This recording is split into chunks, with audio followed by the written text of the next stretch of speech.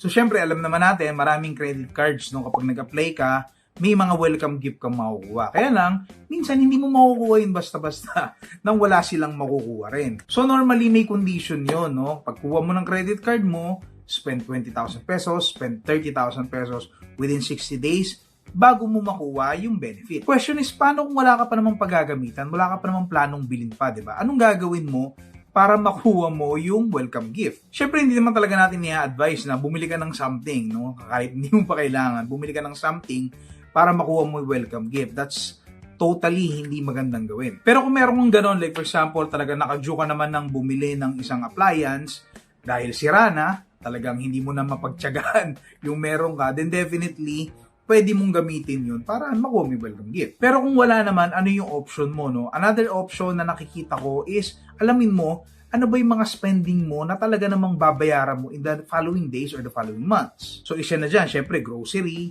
Isa na dyan, syempre, kung may mga utility bills ka, like kuryente, tubig, mga mobile phone mo, landline, or postpaid plans. Some mo na rin dyan yung mga subscription mo like Netflix, Disney Plus, at kung ano-ano pa. So, tingnan mo dun sa mga yon, ano ba rito yung pwede kong i-advance? So, isa talaga sa magandang gawin is mag-advance ka ng grocery, no? Lalo na ngayon na merong mga bagyong paparating.